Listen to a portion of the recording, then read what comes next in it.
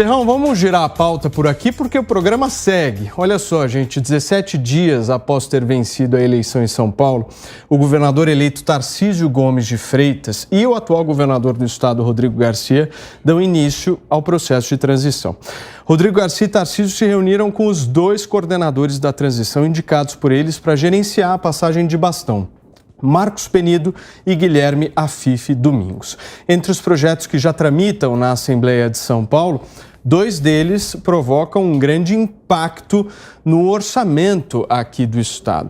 Nós estamos falando do aumento, inclusive, do salário para governador, que afeta diretamente os outros servidores públicos. O aumento para governador seria de R$ 23 mil para R$ 34.500. Um aumento de 6,6 milhões de reais para 13,2 milhões de reais, o valor das chamadas emendas impositivas, que os deputados estaduais podem indicar para obras e projetos em seus redutos eleitorais.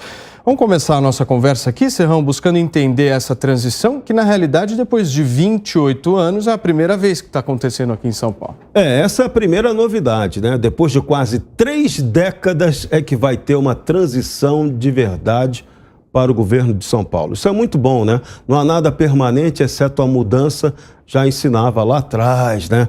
O filósofo Heráclito. Agora, Tarcísio de Freitas está diante de um grande desafio.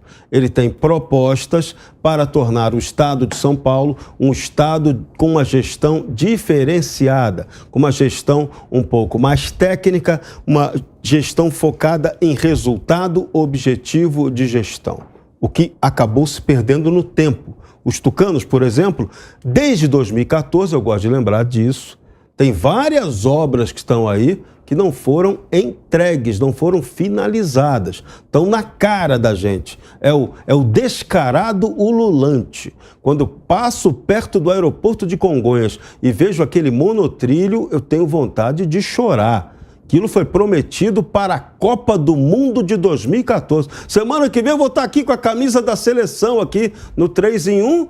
Porra, e não tem monotrilho para eu andar. Por quê? Roubaram, falharam na gestão, incompetência absoluta.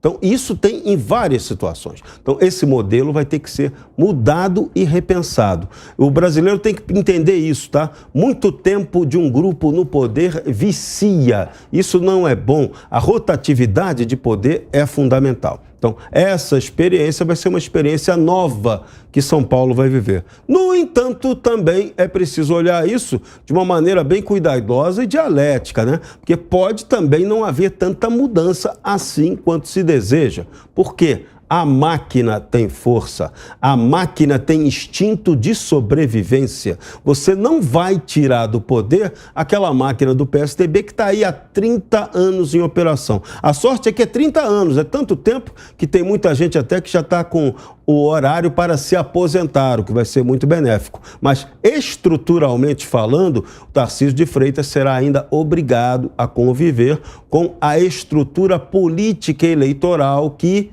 manteve o PSDB tanto tempo no poder. E aí vem o embate que estamos vendo na Assembleia Legislativa. Esse aumento aí do valor aí do salário do governador, isso é pura bobagem, tá? O impacto disso aí orçamentário não é tão gigantesco quanto parece, quanto vão querer dizer que é. É só papo furado inicial para tentar desgastar a imagem do governador. Agora, o curioso, né, que o flamenguista e carioca Tarcísio de Freitas vai deixar um cargo federal que ele tem, no qual o salário é maior do que o do governador do estado de São Paulo.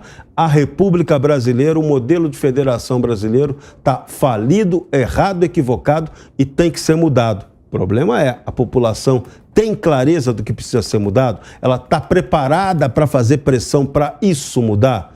O povo na rua tem sido muito bom para isso. O povo está mobilizado e quer mudança, mas ele precisa encontrar uma pauta objetiva para fazer as coisas concretas realmente acontecerem. As oportunidades surgirão, tanto no governo Lula quanto nos governos estaduais. Vários vão se defrontar com problemas sérios. Agora, eu já falei aqui uma vez no programa, né? Tem a possibilidade muito grande, a gente hoje tem margem orçamentária para promover uma renegociação do governo federal com as dívidas dos estados. E esses governadores farão uma pressão gigantesca sobre o governo Lula. Lula não vai ter facilidade para governar, tenham certeza absoluta disso.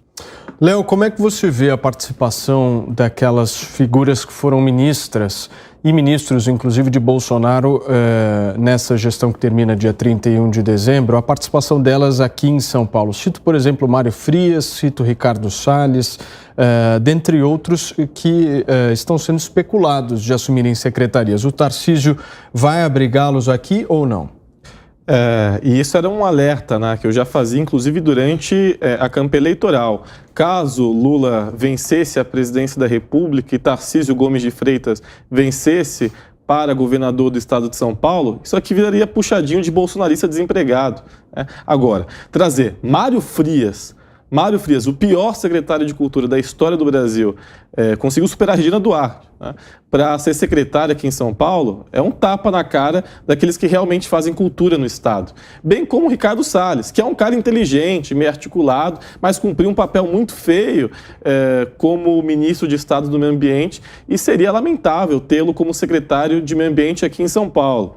Portanto, essas figuras, elas não podem se alocar aqui em São Paulo. O que o ministro e agora governador eleito Tarcísio de Freitas, que é um cara técnico, é um cara ilibado, é um cara competente, eu não discuto isso, tem que fazer é trazer nomes técnicos, quadros bons para estar aqui em São Paulo. Guilherme Afife Domingos é um grande exemplo, é um grande cara, um grande técnico, um grande político e que tenho certeza que vai colaborar muito para com a população de São Paulo. Bem como uma série de outros nomes que o governador Tarcísio pode apresentar a fim de justamente também descolar a sua imagem de Jair Bolsonaro e assumir que é uma liderança que respira por si só, que fala por si só, vai ser o governador do segundo orçamento do Brasil. Então, ele tem um papel fundamental a cumprir agora como governador do estado de São Paulo e, mais do que nunca, mostrar que ele é sim um cara técnico, um cara competente, que vai fazer um excelente trabalho. E, para isso, é inerente que não haja figuras como Mário Frias em secretarias, em pastas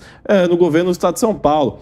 Bem como essas questões de aumento salarial, ele, caso eu fosse governador do estado de São Paulo, que chegasse um projeto para mim como esse, eu vetaria, porque não é a hora. E não é sinalização positiva para a população, porque política também é simbologia, política também é sinalização. Então, se vem um projeto para você aprovado pelos deputados estaduais, a fim de você vetar ou sancionar, aumentando o seu salário, a sua remuneração, bem como do seu vice e dos seus secretários, a sua obrigação moral neste momento é vetar.